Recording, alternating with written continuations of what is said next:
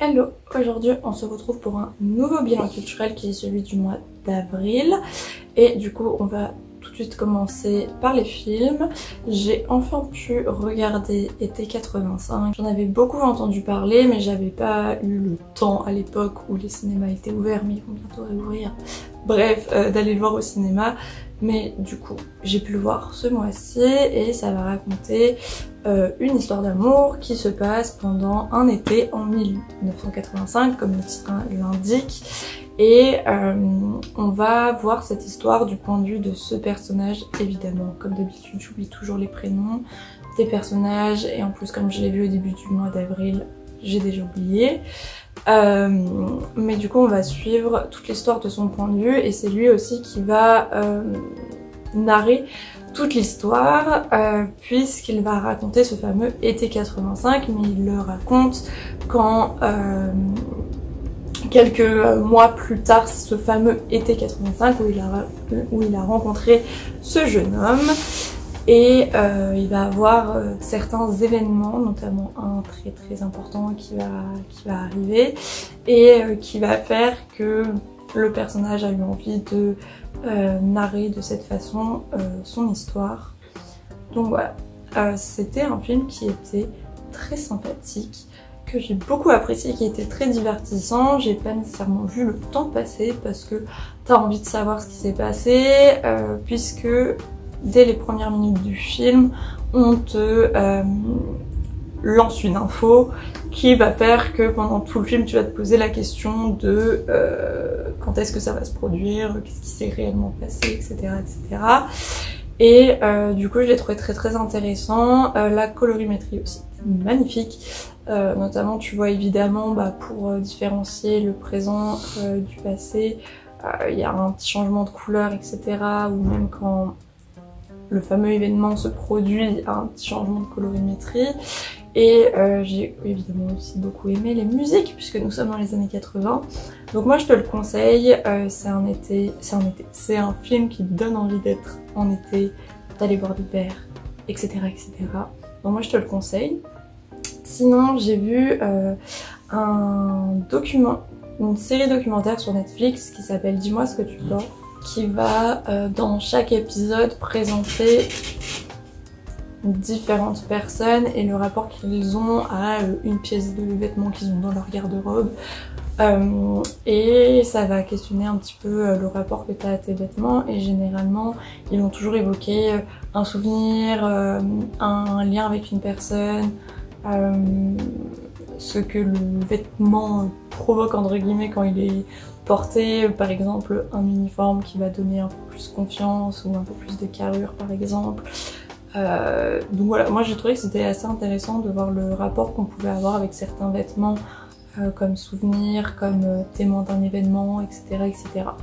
Donc je te le conseille, c'est des épisodes qui se regardent très bien, c'est un peu à voir comme ça, besoin de se concentrer beaucoup quand tu regardes ça. Ensuite sur YouTube j'ai vu un documentaire sur les skinheads qui est connu pour être un mouvement d'extrême droite, extrêmement raciste et fasciste en fait, qui c'est surtout pour cette partie-là, il me semble déroulé dans les années 80. Même si à la base ce mouvement n'était pas du tout comme ça à l'origine, mais qu'il a vrillé à un certain moment. Et le documentaire va se concentrer sur les groupements Antifa qui vont commencer à naître pour contrer les fameux skinheads. Donc voilà, ça va parler de ça, ça va parler des années 80 à Paris surtout. Ça parle un petit peu de l'origine des skinheads avec leur origine en Angleterre et surtout à Londres. Et ça revient en fait sur aussi toute l'histoire des skinheads, sur comment ils ont vrillé, comment le mouvement ensuite s'est éteint, etc. Et dans ce documentaire, tu as aussi des anciens membres de groupes Antifa qui expliquent un petit peu l'ambiance de l'époque, le contexte, ce qu'ils faisaient pour contrer les skinheads, etc. Évidemment, pour les contrer, c'était pas Bisounoursland, hein, c'était beaucoup de bagarres et de la violence. Et du coup, c'est un documentaire voilà, qui revient sur ça. C'est pas nécessairement une partie de l'histoire que je connaissais très bien, donc j'en ai appris un peu plus. Le seul manque de ce documentaire, c'est que du coup on n'a pas d'anciens skinheads qui vont parler de cette époque. Sûrement aussi parce que c'est un petit peu compliqué dans un documentaire d'apparaître comme un ancien facho, raciste, etc. Et peut-être qu'en plus si c'est toujours le cas, bah ils vont peut-être pas apparaître dans un documentaire. Donc voilà, c'était un petit peu le manque, c'est qu'on avait du coup surtout le point de vue en fait des Antifa et pas nécessairement d'anciens skinheads. Mais voilà, si tu veux en apprendre plus sur cette période de l'histoire, pourquoi pas. Et ensuite, j'ai regardé un documentaire Arte sur la Commune de Paris qui a eu lieu en 1871, qui est un événement historique qu'on ne connaît pas forcément si on ne fait pas d'études d'histoire, mais de temps en temps vaguement parler quand par exemple tu te balades dans Paris et que tu vois certains monuments ou certaines célébrations. Et ce documentaire était très bien fait et très joli puisqu'il reprend des illustrations, des gravures de l'époque en version un petit peu animée, ou du moins ils l'ont rendu un petit peu vivant. Et tu vas suivre le point de vue du communard qui s'appelle Victoire, il me semble que c'est Victoire. Qui s'appelle... pas du tout, qui s'appelle Victorine. Donc tu vas suivre son point de vue pour comprendre un petit peu tout ça. Et comme c'est un très beau documentaire, pendant que je t'explique ce que c'est la commune, parce que peut-être que tu le sais pas, c'est totalement possible, je vais te mettre quelques images. En fait, à l'époque, t'as un gouvernement qui vient d'être élu au suffrage universel masculin et en fait, bah, la population n'est pas d'accord avec ce gouvernement qui vient d'être élu et pas d'accord du tout avec la politique qui va être établie. Et surtout, le cœur du cœur de cette révolte, c'est surtout une réaction à la défaite française de la guerre franco-prussienne qui, elle, s'est finie en 1870, il me semble, et au siège de Paris. Donc, globalement, c'est ça l'événement en gros et en très résumé, mais je te conseille vraiment le documentaire parce qu'il expliquera beaucoup mieux que moi. Moi, c'est une période que forcément j'y ai été confrontée dans mes études en histoire de l'art, mais aussi dans mes études de recherche, dans mes recherches tout simplement, puisque l'hôtel de ville a brûlé pendant la Commune de Paris. On a perdu énormément d'archives, notamment les archives du père de Carluchet, donc j'ai pas pu remonter la branche paternelle de Carluchet par exemple, si tu suis un petit peu mes histoires de recherche, bref.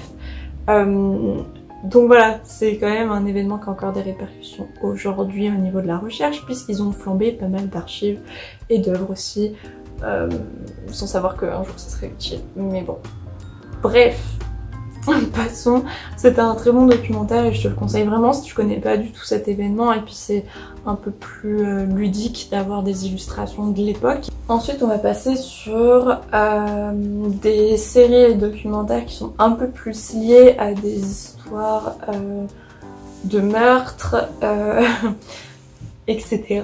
Donc j'ai regardé le documentaire sur le Cecil Hotel, c'était sur Netflix il me semble, qui va revenir sur l'affaire Elisa Lam, qui est une jeune Canadienne qui séjournait dans un hôtel à Los Angeles qui s'appelle le Cecil Hotel, qui a déjà une très mauvaise réputation parce que réputé pour être déjà dans un quartier qui craint énormément, qui a déjà hébergé des tueurs en série, qui héberge aussi des toxicomanes, des prostituées et des petits criminels. Et puis, il me semble que c'est tout. Non, aussi, il y a énormément de suicides qui se sont passés dans ce quartier-là, dans cet hôtel. Et puis, dans les années 2000, je ne sais plus quelle année, on a la disparition de cette jeune fille, Elisa Lam, et on va la retrouver dans les réservoirs d'eau qui se trouvent sur le toit de l'hôtel. Le problème, c'est qu'on ne sait pas si c'est un accident, un suicide ou un meurtre, et du coup le documentaire va revenir sur toute cette affaire qui a été extrêmement médiatisée à l'époque et surtout le mystère entre guillemets qui règne autour de cet hôtel qui a vraiment une très très mauvaise réputation et qui fascine aussi un bon nombre de personnes parce que il est perçu comme un hôtel maudit, hanté ou ce genre de choses. Donc voilà, ça va revenir sur toute cette affaire. Et j'ai trouvé que c'était un très bon documentaire parce que parfois les documentaires sur les affaires criminelles etc. sont un peu plan-plan et un peu ennuyeux et tu peux t'endormir très vite dessus, mais là je trouve qu'ils ont bien fait leur narration pour qu'il y ait toujours des rebondissements et que t'en apprennes un peu plus sur l'affaire et qui te donne envie du coup d'en apprendre encore plus et de continuer les épisodes. Donc voilà, en plus, voilà, si t'es pas trop fan des séries, etc., bah forcément c'est des séries documentaires que d'une saison, donc c'est aussi très pratique. Une autre série que tu pourras regarder si t'aimes pas les séries à plusieurs saisons, c'est Le Serpent, qui va revenir sur le personnage de Sobrage, qui est un Français qui a commis énormément de meurtres dans les années 70 il me semble, principalement des meurtres en empoisonnant des touristes qui voyageaient en Thaïlande et puis notamment énormément de touristes de la vague hippie. On est dans ces époques-là où on se rend en Thaïlande parce qu'on est un petit peu perdu, on est en quête de quelque chose ou parce que on est en quête spirituelle ou aussi parce que voilà, on a envie de se détendre en Thaïlande et de consommer un petit peu de drogue par exemple. Donc voilà. Donc ça va revenir sur toute cette affaire et aussi sur le travail d'un ambassadeur qui, en découvrant que 2 Hollandais ont été tués, va tout faire pour retrouver le meurtrier et en fait il va découvrir tout ce qui se cache derrière ça et bah, qu'il n'y a pas que les Hollandais qui sont morts et qu'il y a beaucoup plus de victimes que prévu et du coup on va voir tous les efforts de ce personnage pour réussir à enquêter et à faire arrêter Sobrage alors que bah, à l'origine c'est pas son taf de faire ça et que la bureaucratie va énormément l'handicaper dans son travail. Déjà par exemple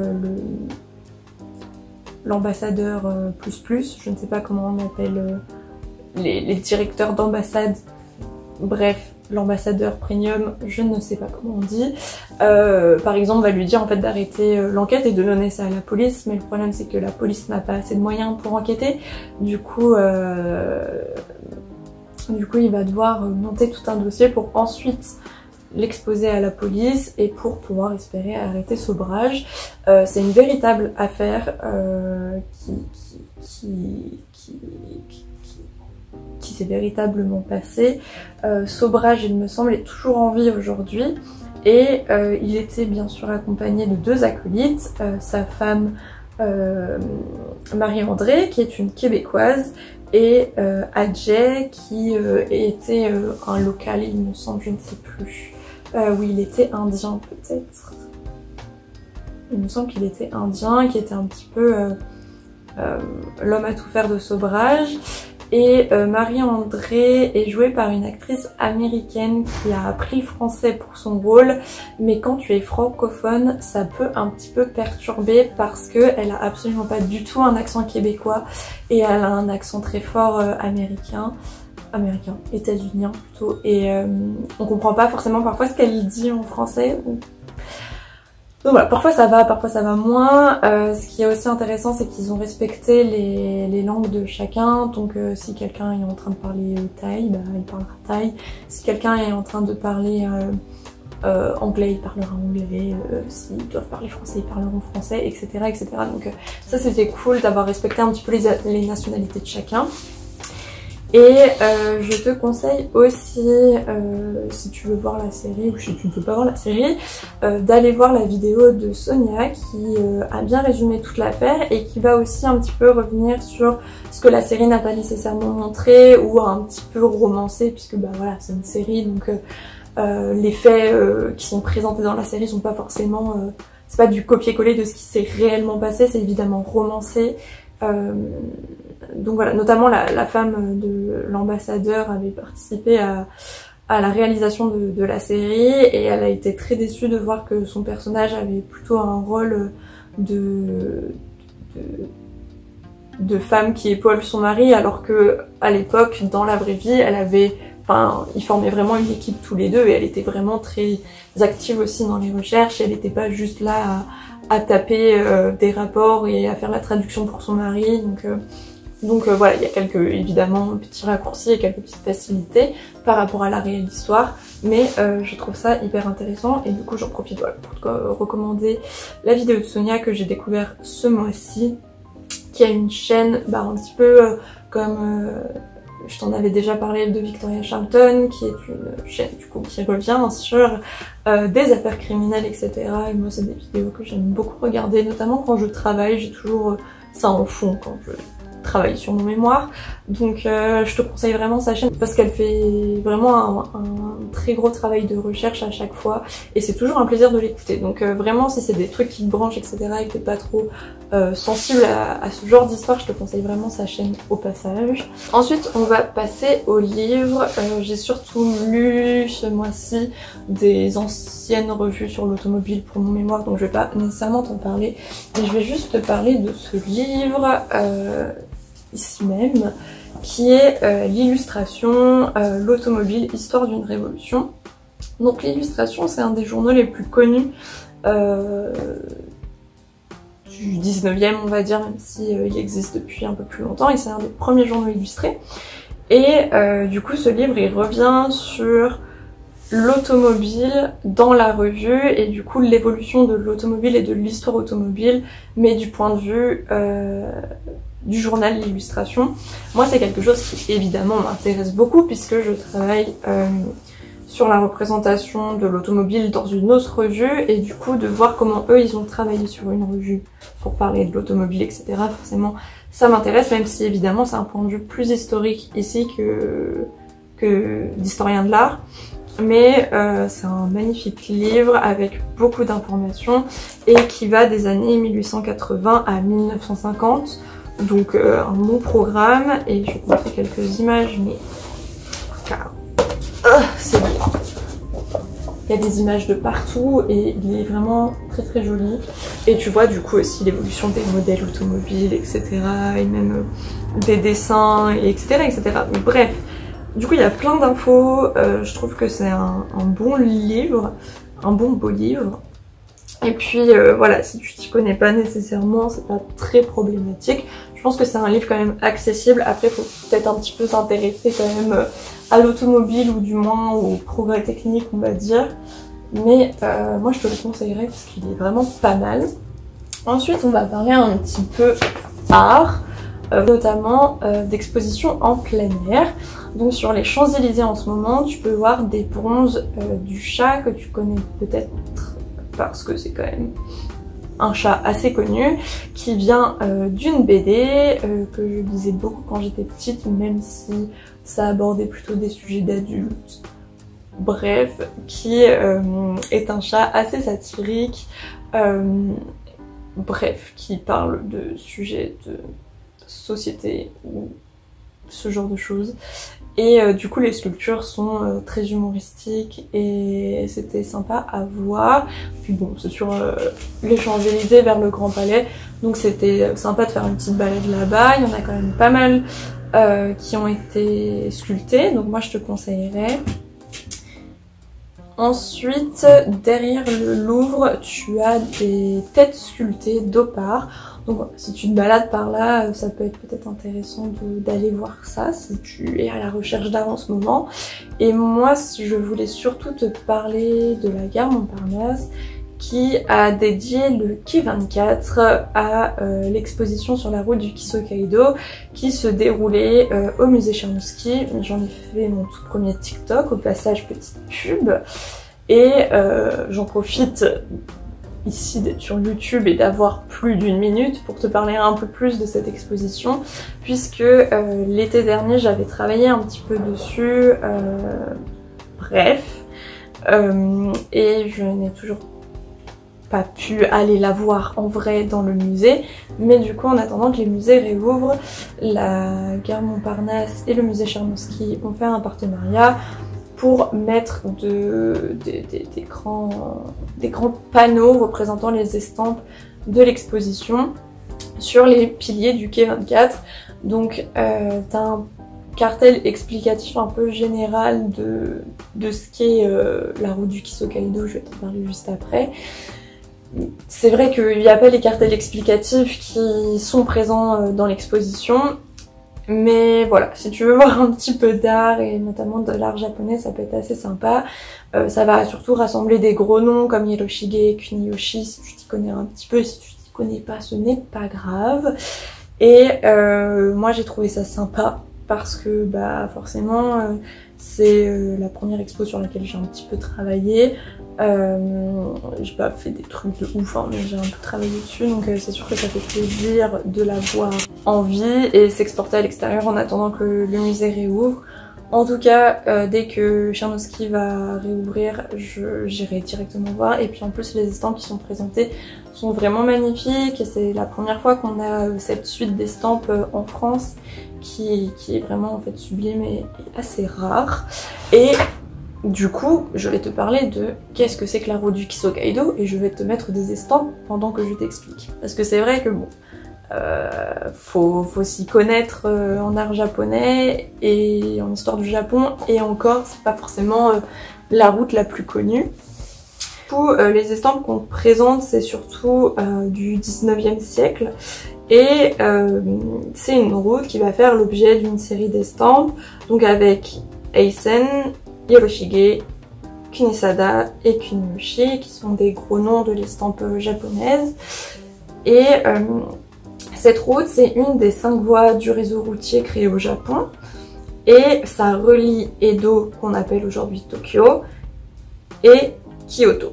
Donc 2 grosses villes quand même, sachant que à Tokyo, Edo, tu avais le shogun qui résidait là. Pour faire grossièrement, un shogun c'est un seigneur, un grand seigneur on va dire, et à Kyoto, tu avais le siège de l'empereur. Donc voilà, c'est quand même 2 grosses villes très importantes et tu avais cette fameuse route, le Kisokaido, qui reliait ces 2 villes et du coup qui va faire toute une série d'estampes parce que c'est une route assez pittoresque qui va avoir des chemins un petit peu compliqués aussi parfois à traverser et qui va devenir un motif de l'ukiyo-e. L'ukiyo-e,